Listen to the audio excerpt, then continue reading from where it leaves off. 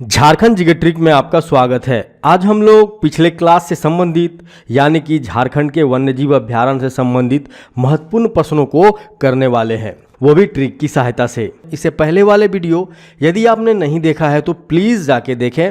मैंने वहाँ पे ट्रिक और मैप की सहायता से झारखंड के वन्यजीव अभ्यारण्य, tiger reserve, national park, elephant reserve इत्यादि को बहुत ही सरल वे में समझा रखा है। तो चलिए हम लोग झारखंड के वन्यजीव अभ्यारण्य से संबंधित महत्वपूर्ण प्रश्नों को करते हैं, वो भी ट्रिक की सहायता से। तो पहला प्रश्न है, तोपचांची वन्यजीव अभ्यारण्य झारखंड के किस जिले में स्थित है?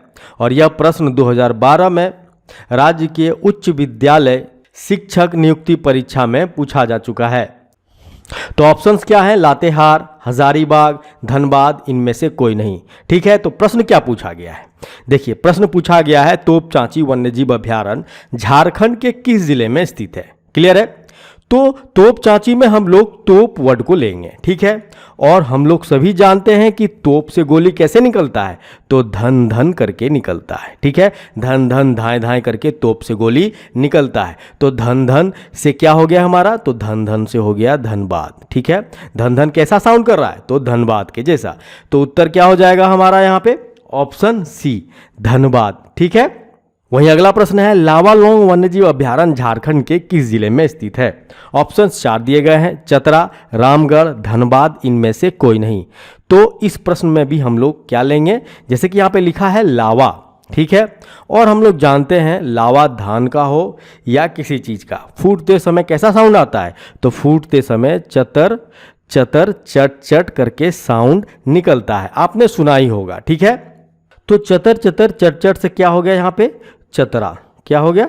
चतरा। ठीक है, तो उत्तर क्या हो जाएगा हमारा? Option A, Chatra. यानी कि लावालोंग वन्यजीव अभ्यारण्य कहाँ पे स्थित है झारखंड में? तो चतरा जिला में। क्लियर है? वहीं अगले प्रश्न की ओर हम लोग बढ़ते हैं और देखते हैं अगला प्रश्न। अगला प्रश्न है, झारखंड में कुल कितने वन्यजीव अभ्यारण्य हैं? ऑप्शन 4 दिए गए हैं, 16, 10, 11, 12। तो हमें पता है कि झारखंड में कुल 11 वन्यजीव अभ्यारण्य, एक टाइगर रिजर्व, ठीक है, 11 वन्यजीव अभ्यारण्य, एक टाइगर रिजर्व, एक नेशनल पार्क और एक एलिफेंट रिजर्व है। ठीक है, तो उत्तर क्या हो जाएगा यहाँ पे? उत्तर हो जाएगा ऑप्शन सी, 11। ठीक है, वहीं अगला प्रश्न है, हजारीबाग वन्यजीव अभ्यारण्य की स्थापना कब हुई? ऑप्शन 4 दिए गए हैं, 1976, 1975, 1936, 1988। ठीक है, तो हजारीबाग वन्यजीव अभ्यारण्य की स्थापना कब हुई थी उसे हम लोग ट्रिक से देखते हैं। जैसे कि मैंने आपको ट्रिक बता रखा है कि जो भी व्यक्ति 1976 में, कब? 1976 में पीएचडी करता था, पीएचडी करता था, वह क्या बनता था? वह जीएम बनता था। ठीक है, P4 क्या हो जा रहा था? तो पलामू वन्यजीव अभ्यारण्य। H4 क्या हो जा रहा था? तो हजारीबाग वन्यजीव अभ्यारण्य। D4 क्या हो जा रहा था? तो दालमा वन्यजीव अभ्यारण्य। और G4 क्या हो जा रहा था? तो गौतम बुद्ध वन्यजीव अभ्यारण्य। और M4 क्या हो जा रहा था? तो महुआ टांड़ वन्यजीव अभ्यारण्य। यानी कि ये सारे अभ्यारण्य की स्थापना कब हुई थी? तो 1976 में हुई थी। यानी कि इस प्रश्न का उत्तर क्या हो जाएगा? Option A, 1976। ठीक है, तो जो भी व्यक्ति 1976 में पीएचडी करता था वह क्या बनता था? जीएम बनता था। क्लियर है?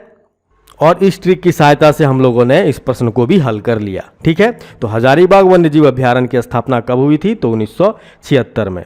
वहीं आगे बढ़ते हैं हम लोग और देखते हैं अगले प्रश्न को। अगला प्रश्न है, बेतला राष्ट्रीय उद्यान झारखंड के किस जिले में स्थित है? ऑप्शंस 4 दिए गए हैं, बोकारो, लातेहार, जमशेदपुर, पलामू। तो बेतला राष्ट्रीय उद्यान झारखंड के लातेहार जिले में तो स्थित है, परंतु कुछ हिस्सा पलामू में भी है। लेकिन यहाँ पे ऑप्शन दोनों दिया गया है, पलामू और लातेहार। तो हम लोग ऑप्शंस के अकॉर्डिंग आंसर करेंगे। जैसे कि ज़्यादातर हिस्सा कहाँ पे है? तो लातेहार में है, ज़्यादातर हिस्सा लातेहार में, और कुछ ही हिस्सा पलामू में स्थित है। और यह प्रश्न झारखंड संयुक्त पुलिस अवर निरीक्षक प्रतियोगिता की पीटी परीक्षा 2017 में पूछा गया है। तो देखिए, ऑप्शंस के अकॉर्डिंग हम लोगों को आंसर करना होगा। ठीक है, क्योंकि यह झारखंड है और झारखंड में विवादित प्रश्न पूछने का प्रचलन है, तो इसीलिए हर चैप्टर को हम लोग डीपली से पढ़ते हैं, ठीक है। यही अगर यहाँ पे लातेहार ना देकर सिर्फ पलामू दिया हुआ रहता तो हम लोग का आंसर क्या हो जाता, पलामू हो जाता, परंतु यहाँ पे लातेहार दिया है और बेतला राष्ट्रीय उद्यान का ज़्यादातर हिस्सा लातेहार में ही स्थित है, ठीक है। तो इस प्रश्न के अकॉर्डिंग हमारा आंसर हो जाएगा लातेहार, परंतु अगर लातेहार नहीं होता तो यहाँ पे आंसर हम लोग करते पलामू, ठीक है, जो कि 20% पलामू में भी बेतला राष्ट्रीय उद्यान का हिस्सा है। क्लियर है। वहीं अगला प्रश्न है, दलमा वन्यजीव अभ्यारण्य का किस वर्ष उद्घाटन हुआ? ऑप्शन 4 दिए गए हैं, 1985, 1987, 1976, 2000, ठीक है।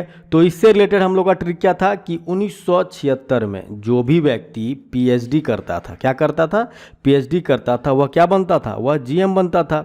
P4 पलामू वन्यजीव अभ्यारण्य, H4 हजारीबाग वन्यजीव अभ्यारण्य और D4 दलमा वन्यजीव अभ्यारण्य। यानी कि 1976 में दलमा वन्यजीव अभ्यारण्य का उद्घाटन हुआ। ऑप्शन क्या हो जाएगा हमारा, ऑप्शन सी 1976। क्लियर है। वहीं आगे बढ़ते हैं हम लोग और देखते हैं अगले प्रश्न को। अगला प्रश्न है, महुआ डांड कहें या महुआ टांड कहें, दोनों एक ही बात है, ठीक है। तो महुआ डांड वन्यजीव अभ्यारण्य झारखंड के किस जिले में स्थित है, ठीक है। तो महुआ हम लोग सभी जानते हैं कि महुआ पेड़ में होता है, लत में नहीं। महुआ कहाँ पे होता है, तो पेड़ में होता है, लत में नहीं। वहीं लत से क्या हो जा रहा है, तो लत से हो जा रहा है हमारा लातेहार जिला, ठीक है। तो इस प्रश्न का आंसर क्या हो जाएगा, ऑप्शन डी लातेहार जिला, ठीक है। वहीं अगला प्रश्न है, गौतम बुद्ध वन्यजीव अभ्यारण्य झारखंड के किस जिले में स्थित है? ऑप्शन 4 दिए गए हैं, कोडरमा, हजारीबाग, धनबाद, लातेहार। गौतम बुद्ध की मूर्ति जो है वह कोड़ के निकाला जा रहा है, ये आपने सुना ही होगा और ये अभी तक निकाला जा रहा है। तो गौतम बुद्ध की मूर्ति कैसे निकाला जा रहा है, तो कोड़कर, कैसे, तो कोड़कर। और कोड़कर हमारा साउंड कैसा कर रहा है, तो कोडरमा के जैसा। कैसा कर रहा है, तो कोडरमा के जैसा। यानी कि कोडरमा जिला में क्या है हमारा, गौतम बुद्ध वन्यजीव अभ्यारण्य। हम लोगों ने कैसे ऐसे हल किया, यहाँ पे लिखा है गौतम बुद्ध और गौतम बुद्ध की मूर्ति कोड़कर निकाली जा रही है, ये आपको पता ही होगा। गौतम बुद्ध की मूर्ति कोड़कर निकाली जा रही है, ये आपको पता ही होगा। झारखंड के जिले से भी कई गौतम बुद्ध की मूर्ति कोड़कर निकाली गई है, ठीक है। तो गौतम बुद्ध की मूर्ति कोड़कर निकाली जा रही है और कोड़कर हमारा साउंड कैसा कर रहा है, तो कोडरमा के जैसा, ठीक है। तो इस प्रश्न का आंसर क्या हो जाएगा, ऑप्शन ए कोडरमा जिला, ठीक है। वहीं आगे बढ़ते हैं हम लोग और देखते हैं अगले प्रश्न को। वहीं अगला प्रश्न है, झारखंड में कितने टाइगर रिजर्व हैं? ऑप्शंस 4 दिए गए हैं, 0, 1, 2, 3। तो हमें पता है कि एक हमारा क्या है, नेशनल पार्क है, एक टाइगर रिजर्व है, एक एलिफेंट रिजर्व है और 11 वन्यजीव अभ्यारण्य है, वाइल्ड लाइफ सेंचुरीज है, ठीक है। तो इस प्रश्न का आंसर क्या होना चाहिए, ऑप्शन बी 1, ठीक है। वहीं अगला प्रश्न है, झारखंड में किस अभ्यारण्य में हाथी परियोजना स्थापित की गई, ठीक है, क्वेश्चन मार्क। ऑप्शन 4 दिए गए हैं, हजारीबाग वन्यजीव अभ्यारण्य, पलामू वन्यजीव अभ्यारण्य, दलमा वन्यजीव अभ्यारण्य या इनमें से कोई नहीं। तो इस प्रश्न का आंसर क्या होगा, ऑप्शन सी दलमा वन्यजीव अभ्यारण्य। इससे रिलेटेड कुछ पॉइंट्स को आप नोट डाउन कर लें, जैसे कि 1992 में एलिफेंट प्रोजेक्ट चलाकर 26 सितंबर 2001 को देश का प्रथम एलिफेंट रिजर्व बनाया गया, ठीक है। ये पॉइंट्स को भी आपको माइंड में याद रखना है। तो चलिए हम लोग आगे बढ़ते हैं और देखते हैं अगले प्रश्न को। अगला प्रश्न है, पालकोट वन्य जीव अभ्यारण्य झारखंड के किस जिले में स्थित है? ऑप्शंस 4 दिए गए हैं, लातेहार, गुमला, धनबाद, कोडरमा, ठीक है। तो हम लोगों ने इस प्रश्न को ट्रिक की सहायता से कैसे याद रखा है कि एक पाल नाम का लड़का था, ठीक है। पाल नाम के लड़के के कोट में ही, पाल नाम के लड़के के कोट में ही क्या गुम हो गया था, सीम गुम हो गया था, ठीक है। तो पाल कोट से क्या हो जा रहा था, पाल कोट वन्यजीव अभ्यारण्य, ठीक है। और सीम से हो जा रहा था सिमडेगा, क्या हो जा रहा था, सिमडेगा। और गुम से हो जा रहा था गुमला, ठीक है। तो पालकोट वन्यजीव अभ्यारण्य सिमडेगा में भी स्थित है और गुमला में भी स्थित है। इसे हम लोगों ने ट्रिक की सहायता से जान रखा था। लेकिन यहाँ पे देखिए ऑप्शंस में आपको क्या दिया गया है, सिर्फ और सिर्फ गुमला। तो ऑप्शंस के अकॉर्डिंग आपका आंसर क्या होना चाहिए, गुमला जिला, ठीक है। वहीं पालकोट वन्यजीव अभ्यारण्य की बात करें तो इसका कुछ हिस्सा, ज्यादा नहीं, कुछ हिस्सा सिमडेगा में भी स्थित है, कुछ हिस्सा सिमडेगा में भी स्थित है, ठीक है। इसे भी आपको याद रखना है। यदि यहाँ पे गुमला ना देकर क्या दिया रहे, सिमडेगा दिया रहे, तो आप सिमडेगा आंसर कर सकते हैं। ठीक है, वहीं अगला प्रश्न है पारसनाथ वन्य जीव अभ्यारण्य किस जिले में स्थित है। ठीक है, तो आप सभी को पता होगा कि पारसनाथ पहाड़ी कहाँ पे स्थित है, गिरिडीह में। कहाँ पे है, तो गिरिडीह में। तो इसका आंसर करने में आपको कोई दिक्कत नहीं होनी चाहिए कि पारसनाथ वन्य जीव अभ्यारण्य कहाँ पे स्थित है। तो इस प्रश्न का आंसर क्या हो जाएगा, ऑप्शन सी, गिरिडीह जिला। ठीक है, तो चलिए आगे बढ़ते हैं हम लोग और देखते हैं अगले प्रश्न को। अगला प्रश्न है पलामू वन्यजीव अभ्यारण्य का स्थापना वर्ष क्या है। ऑप्शंस 4 दिए गए हैं, 1985, 1987, 1976 और 2000 ईस्वी। तो इससे रिलेटेड हम लोगों ने एक ट्रिक याद रखा है डेट से रिलेटेड कि जो भी व्यक्ति 1976 में क्या करता था, पीएचडी करता था, वह जीएम बन जाता था। पीएचडी करने वाले व्यक्ति क्या बनते थे 1976 में, तो जीएम बन जाते थे। वहीं P4 क्या हो जा रहा था, P4 पलामू वन्यजीव अभ्यारण्य हो जा रहा था, H4 हजारीबाग वन्यजीव अभ्यारण्य हो जा रहा था, D4 दलमा वन्यजीव अभ्यारण्य हो जा रहा था, G4 गौतम बुद्ध वन्यजीव अभ्यारण्य हो जा रहा था और M4 महुआ टांड़ वन्यजीव अभ्यारण्य हो जा रहा था। ये सारे अभ्यारण्य किस वर्ष स्थापना की गई थी, तो 1976 में। ठीक है, तो इस प्रश्न का आंसर क्या हो जाना चाहिए, ऑप्शन सी, 1976। क्लियर है। वहीं आगे बढ़ते हैं हम लोग और देखते हैं अगला प्रश्न। अगला प्रश्न है बेतला नेशनल पार्क का स्थापना वर्ष क्या है। ऑप्शंस 4 दिए गए हैं, 1986, 1990, 1971, 1972। तो यहाँ पे देखिए 1976 में तो इतने वन्यजीव अभ्यारण्य की स्थापना हुई थी। ठीक है, तो इस प्रश्न से भी हम लोग एलिमिनेट करके इस प्रश्न को कर सकते हैं, यानी कि 1976 में तो बेतला नेशनल पार्क का स्थापना नहीं हुआ होगा। ठीक है, तो इस प्रश्न का आंसर क्या हो जाएगा, ऑप्शन ए, 1986। क्लियर है। और बेतला नेशनल पार्क कहाँ पे है, तो लातेहार और कुछ हिस्सा इसका यानी कि 20% लगभग हिस्सा इसका पलामू में भी है। ठीक है, ऑप्शंस में अगर पलामू दिया रहेगा और लातेहार भी दिया रहेगा तो आपको आंसर करना है लातेहार।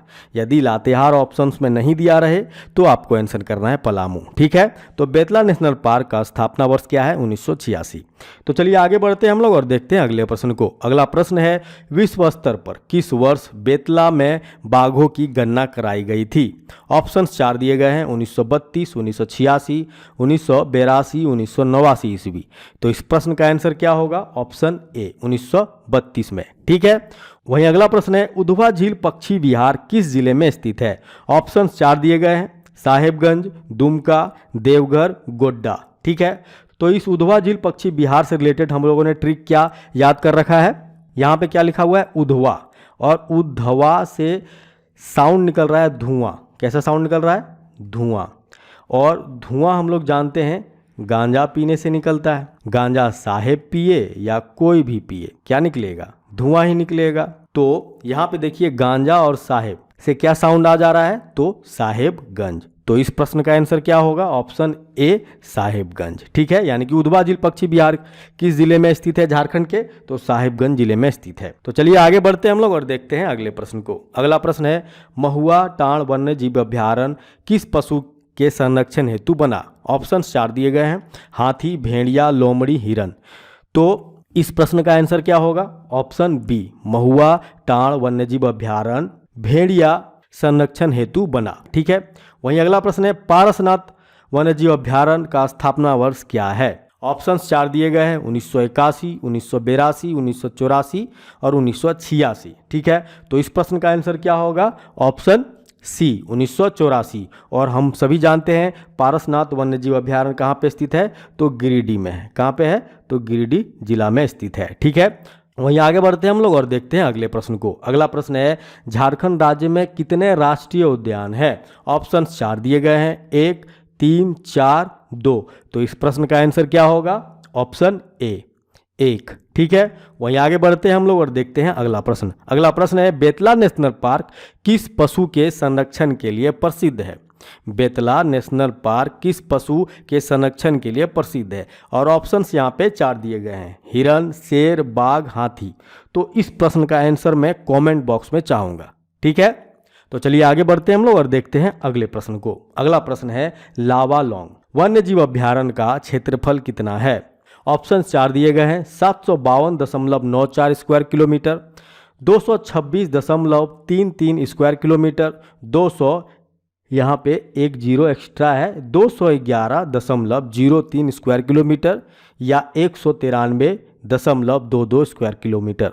तो इस प्रश्न का आंसर क्या होगा? इस प्रश्न का आंसर होगा 211.03 स्क्वायर किलोमीटर। कितना? तो 211.03 स्क्वायर किलोमीटर। क्लियर है? वहीं अगला प्रश्न है, पालकोट वन्यजीव अभ्यारण्य की स्थापना किस वर्ष की गई थी? ऑप्शंस 4 दिए गए हैं, 1978, 1984, 1976 और 1990। तो इस प्रश्न का आंसर क्या होगा? 1990। ठीक है, पालकोट वन्यजीव अभ्यारण्य की स्थापना 1990 में की गई थी। ठीक है, तो चलिए आगे बढ़ते हैं हम लोग और देखते हैं अगले प्रश्न को।